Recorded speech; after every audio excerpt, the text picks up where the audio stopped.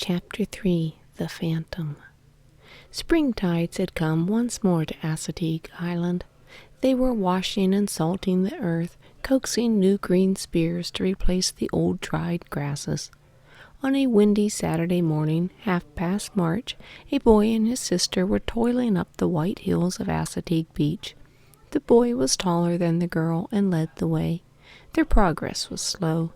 The heavy beach sand seemed to pull them back, as if it felt that human beings had no right to be there.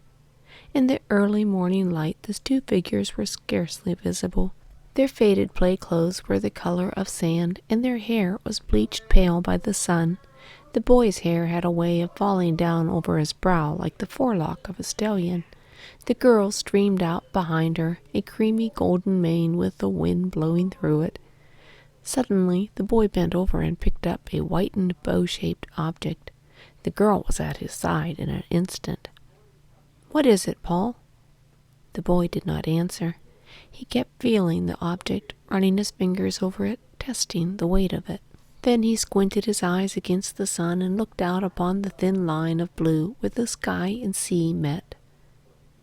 "Is it the bone of a horse?" Paul looked down his nose in disgust. "Maureen, aren't you ever going to grow up?" "Is it a Native American bow washed white by the sea?" the girl persisted. Paul hardly heard. His eyes were scanning the horizon. "Do you see a ship?" Maureen asked. He nodded. "I don't see anything. Where, Paul? What kind of ship?" "A Spanish galleon," he said. "She's caught in a nor'easter. Look at her pitch." "Oh, Paul," said the girl, "you're always play-acting." Then she added wistfully, "I wish I could see the things you see. Tell me what the ship's like." "I can't see her now. She's lost in the swell." He pushed the hair out of his eyes. "There she is," he gasped, enjoying his own make-believe. "Her sails are painted gold, and there's a gold horse with wings at her prow. She's heading toward the shoals. She's going to crack up." "Oh, Paul."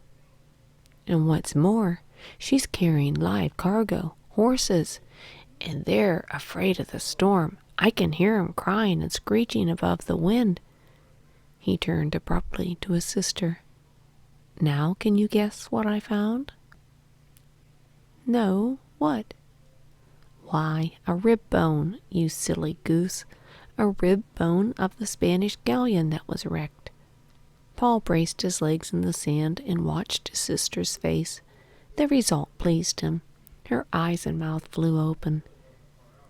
"This is part of her hull.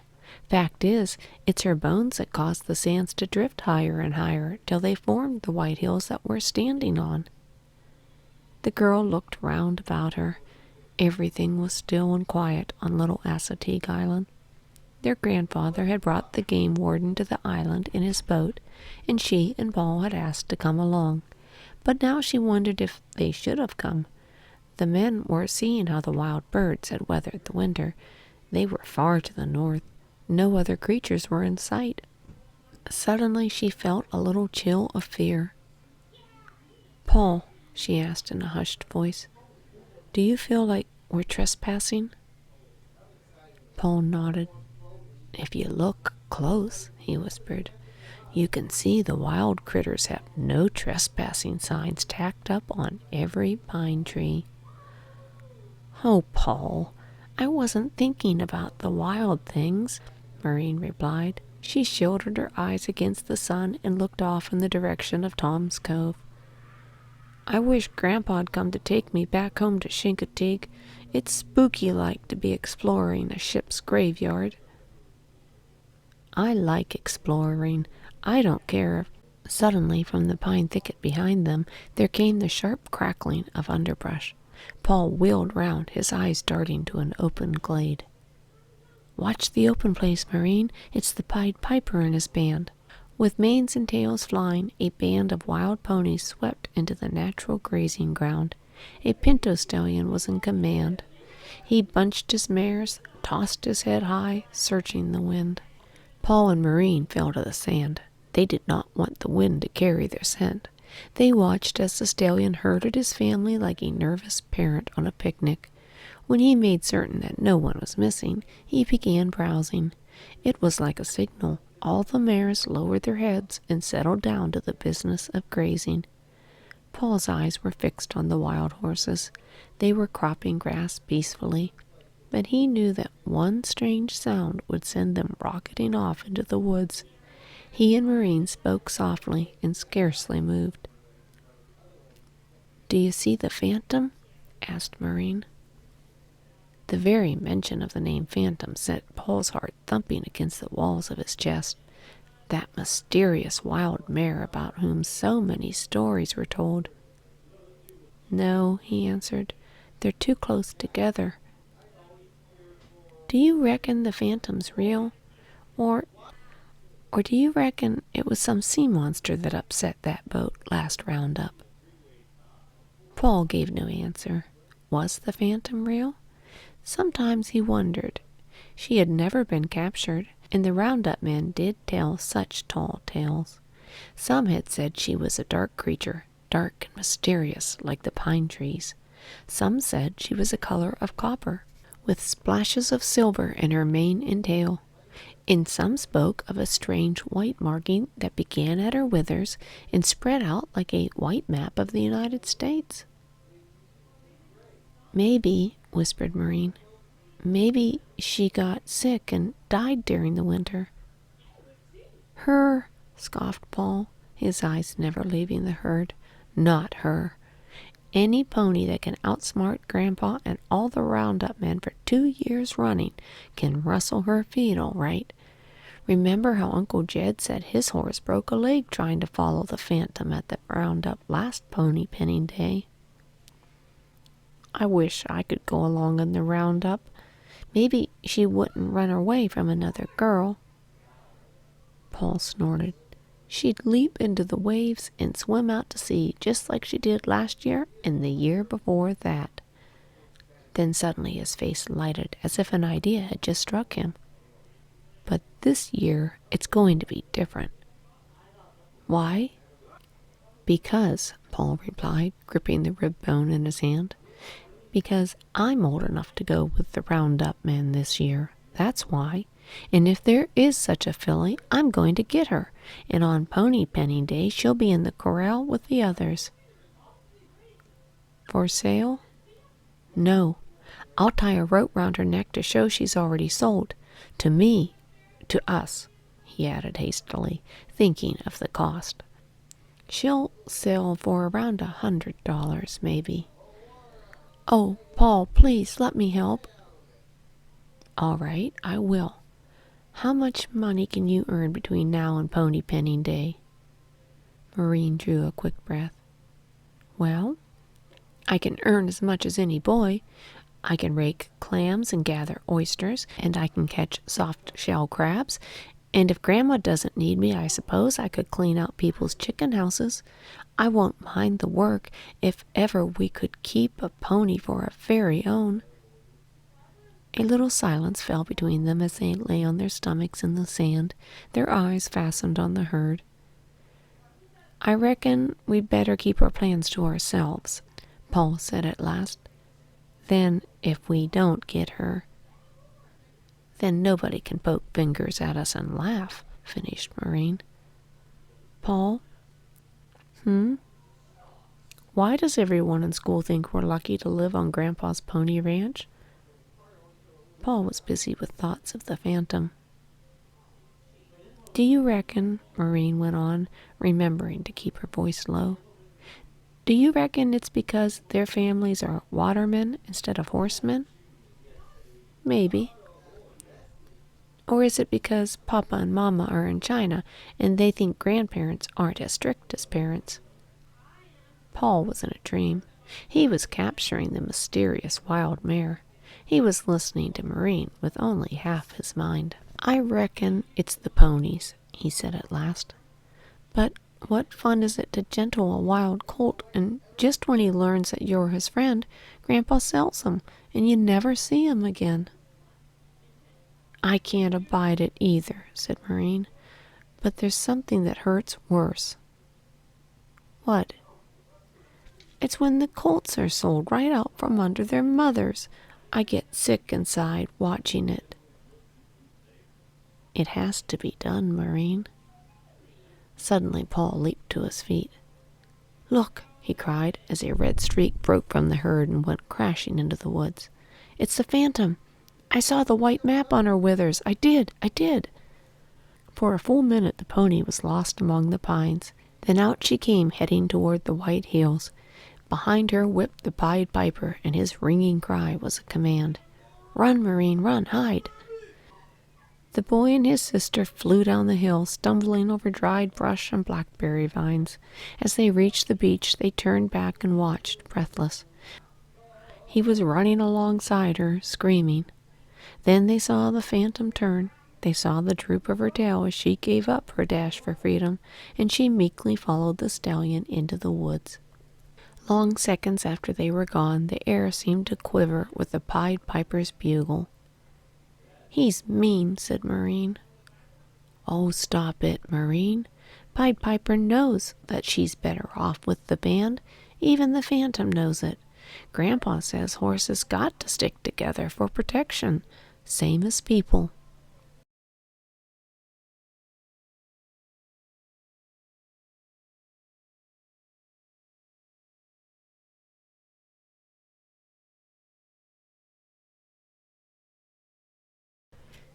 Chapter 4. Sacred Bones. Hello, came a voice down the beach. The boy and the girl turned to see Grandpa Beebe swinging towards them, his gnarled arms upraised like a wind-twisted tree. Paul, he boomed, put down that bone. Put it down, I tell ye. Paul had forgotten all about the curved piece of wood.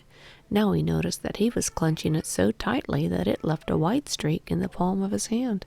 He dropped it quickly as Grandpa came up. How often do I got to tell ye that bones is sacred, even ship's bones? Is it true, Grandpa? Asked Paul. Be what true? Grandpa repeated, pulling off his battered felt hat and letting the wind toss his hair. About the Spanish galleon being wrecked. And the pony swimming ashore, added Maureen. Grandpa Beebe squinted at the sun. It's nigh on to noontide, he said, and your grandma is having 16 head to dinner tomorrow. We gotta get back to Chincoteague right quick. I promised to get some turkeys for her. He sighed heavily. Seems as if the devil is all a-sittin' cross-legged of me. But he made no move to go. Instead, he squatted down on the beach, muttering, Don't see why she's got to parboil 'em today. Then he took off his boots and socks and dug his toes in the sand, like fiddler crabs scuttling for home. Feels good, don't it? He said, with a grin. He looked from Paul to Maureen and back again. Grandpa, reminded Paul, is it true about the Spanish galleon and the ponies? Or is it a legend like the folks on the mainland say?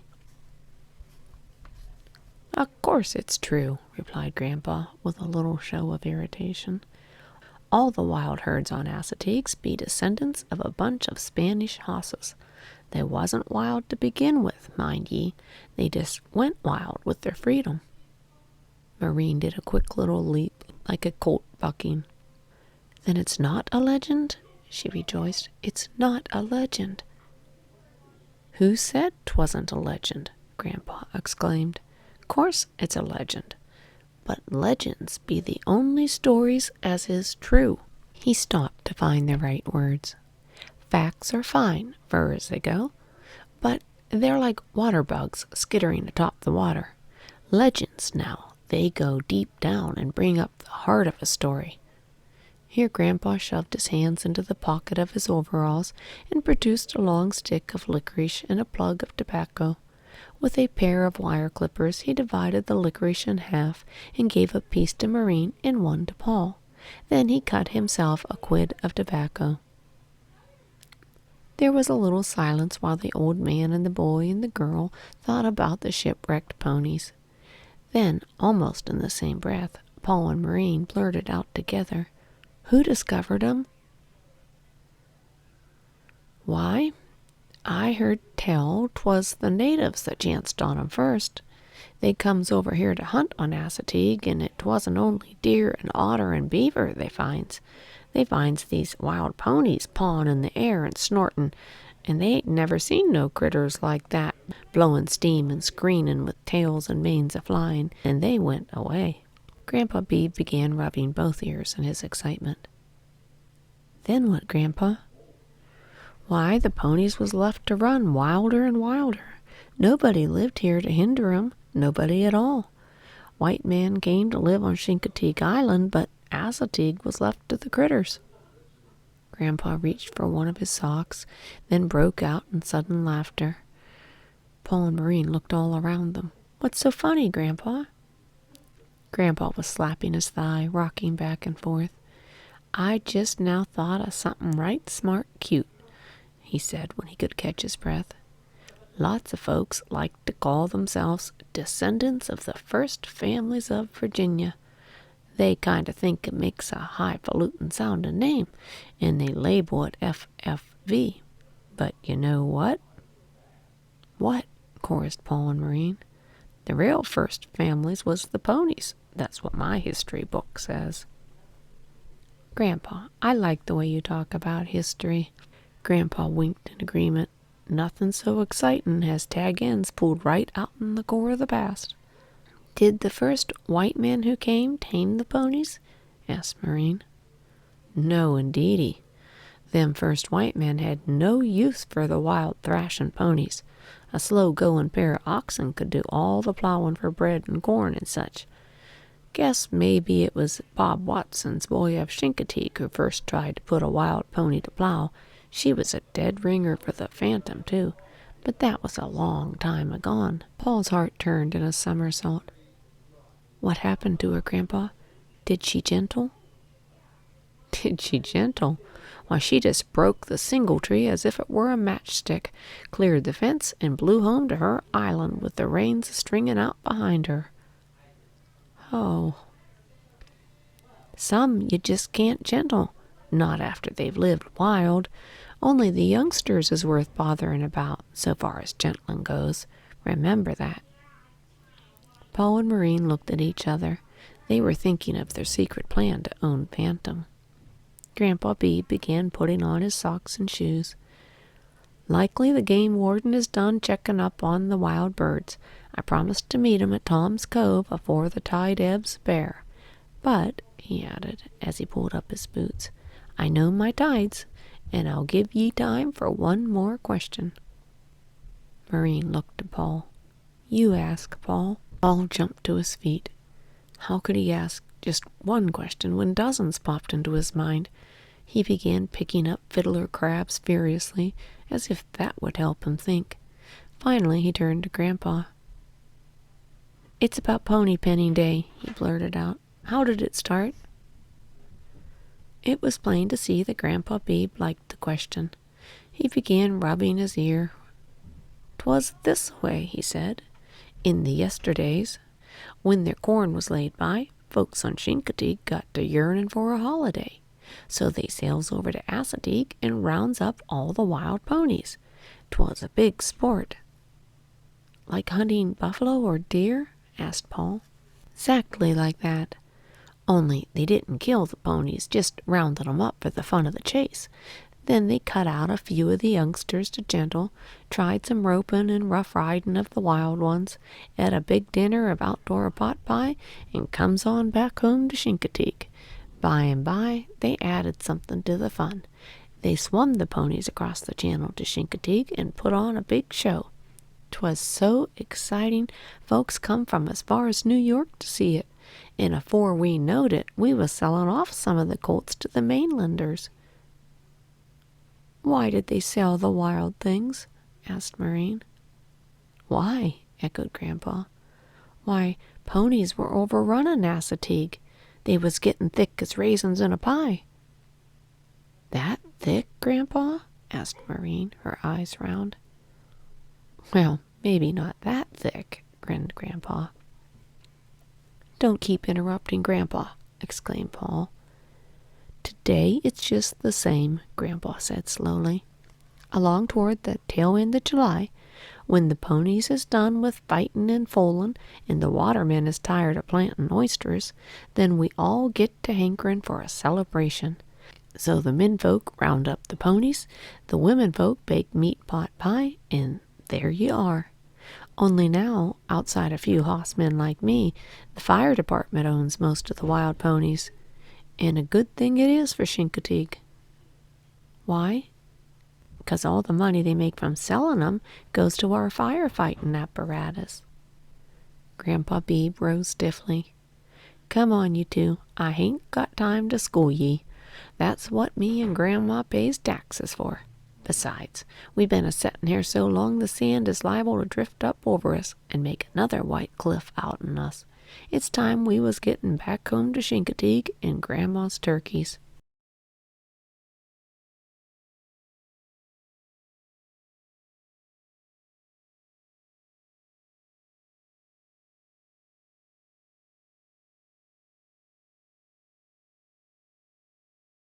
Chapter 5. A Piece of Wind and Sky. April, May, June, July. Only 4 months until Pony Penning Day. Only 4 months to plan and work for the Phantom. Suddenly, time was important. We got to lay a course and hold it, said Paul, as he whisked over the fence that afternoon and began studying the pony in Grandpa Beebe's corral. Maureen slipped between the rails and caught up with him. Quit talking like a waterman, Paul. Talk like a horseman, so I understand you. All right, I will. Grandpa's got 11 mares here. 6 of 'em have a colt apiece, and the black and the chestnut each have a yearling and a suckling. Between now and July, how many colts do you reckon Grandpa will sell? Probably all of 'em, except the sucklings, of course. That's what I figure. Now, if we could hold or break the colts and teach 'em some manners, folks would pay more for them, wouldn't they? I reckon. All right, exclaimed Paul as he sailed back over the fence. Maybe Grandpa will pay us the difference.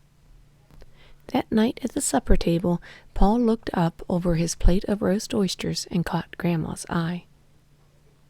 Grandma, he questioned, do you like a mannerly colt? Grandma Beebe's face was round as a holly berry, and soft little whiskers grew about her mouth like the feelers of a very young colt. She pursed her lips now, wondering if there was some catch to Paul's question. What Paul means, explained Maureen, if you came here to Pony Ranch to buy a colt, would you choose one that was gentled, or would you choose a wild one?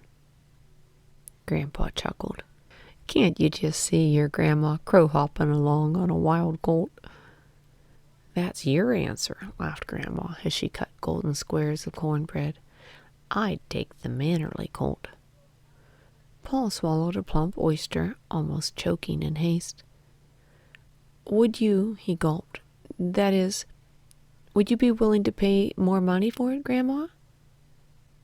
Well, that depends, mused Grandma, passing the breadboard around. That depends on how much more. Would you pay $10 more? If he was nice and mannerly, I would. Yes, I would. See there, Grandpa? The words came out in a rush. If Maureen and I were to hold or break the colts, could we... He stopped, and then he stammered. Could we have the $10 extra for each colt sold? So dead a silence fell over the table that the drip, drip of the kitchen faucet sounded like hammer strokes. Grandpa slowly buttered his bread and then glanced round the table. Pass your Grandpa the goody, Maureen. All eyes watched Grandpa spread a layer of wild blackberry jam on top of the butter. Then he added another square of cornbread to make a sandwich. Not until he had tasted and approved did he turn to Paul. What for? He barked. Paul and Maureen stared at their plates. It must be a secret, Clarence, Grandma pleaded. Grandpa swept a few crumbs into his hand and began stacking his own dishes. I ain't never pried a secret out of no one, he said, and I don't aim to start pokin' and pryin' now. It's a deal, children, and ye don't need to tell me what the money's fur until you're ready to spend it." Paul and Maureen flew to Grandpa and hugged him. For a moment they forgot that they were almost grown up. The days and weeks that followed were not half long enough. Up at dawn, working with the colts, haltering them, teaching them to lead and to stand tied, going to school regretfully, and hurrying home as soon as it was out. Now, when a buyer came to look at the colts, Maureen did not run to her room as she used to do, pressing her face in the feather bed to stifle her sobs. Nor did Paul swing up on one of Grandpa's ponies and gallop down to the hard point of land to keep from crying. Now they actually led the colts out to the buyers to show how gentle they were. They even helped load them onto waiting trucks. All the while they kept thinking that they would soon have a pony of their own, never to be sold, not for any price. April and May passed. School closed. Paul and Maureen worked furiously for the Phantom. They caught and sold crabs. They gathered oysters when the tide went out and laid the oyster rocks bare. And most exciting of all, they treaded for clams. In flannel moccasins to protect their feet and wide-brimmed hats on their head, they plunged into Chincoteague Bay. Sometimes they would whinny and snort, pretending they were wild ponies escaping the flies. Then suddenly they would feel the thin edge of a clam with their feet and remember that they were clam treaders, trying to earn money for the Phantom. Paul learned how to burrow under the sand with his toes and lift the clam to the surface on top of his moccasin foot. But try as she would, Maureen never could do it. She raked the clams instead with a long wooden rake. Then she dumped them into a homemade basket formed by spreading a piece of canvas inside an old inner tube. She kept it from floating out to sea by tying it to her waist with a rope. Slowly, week by week, Grandpa's old tobacco pouch in which they stored their money began to round out, until it held exactly $100. It never occurred to Paul and Maureen that the Phantom might escape the roundup men this year. They felt as certain of owning her as if someone had sent them a telegram that read, "Shipping your pony on Pony Penning Day." One early morning, when July was coming in, Paul cornered Grandpa hustling across the barnyard. He stepped right into Grandpa's path so that he had to stop short. "Grandpa," Paul burst out, "will you rent me one of your empty stalls beginning with Pony Penning Day? I'll do a man's work to pay for it." Grandpa roughed his hand up the back of Paul's head. "Who you want it for, lad? Plan to sleep in it yourself?" Paul's face turned red. He hesitated. "That is, Maureen and I are going to—" "Well?" We're going to buy the Phantom on Pony Penning Day." There, the news was out. Grandpa threw back his head. He opened wide his mouth, ready to break out in laughter. But when he saw the grave look in Paul's eyes, he did not laugh at all. Instead, he let out a shrill wee-dee-dee as he pulled a handful of corn out of his pocket and spattered the golden kernels about his feet. From all over the barnyard came wild geese and tame geese, big ducks and little ducks, marsh hens and chicks. The air was wild with the clatter they made. "Can't no one catch the Phantom?"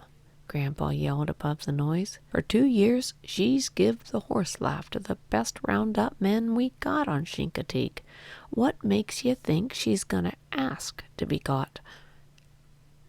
"Because," Paul shouted through the din, "because the fire chief promised I could go along this year."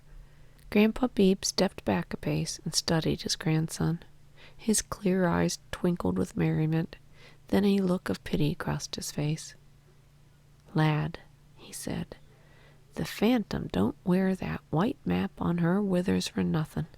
It stands for liberty, and ain't no human being going to take her liberty from her." "She wants to come to us," Paul said, trying to keep his voice steady. "Ever since that day on Assateague, Maureen and I knew." a white striker bird flew up from the ground and perched on Grandpa's gnarled forefinger. Grandpa directed his remarks to the bird. "Can't for the life of me see why those two want another pony. Why, the corral's full of 'em. They're as much Paul and Marine's as anybody's." Paul's lips tightened. "It's not the same," he said. "Owning a pony you never have to sell." The striker bird flew away. Paul and Grandpa watched in silence as it dipped and rose to the sky. Grandpa stood and thought. "Paul," he said slowly, "hark to my words. The Phantom ain't a hoss. She ain't even a lady. She's just a piece of wind and sky." Paul tried to speak, swallowed, and tried once more. "We got our hearts set on her," he faltered. Grandpa pushed his battered hat to one side and scratched his head.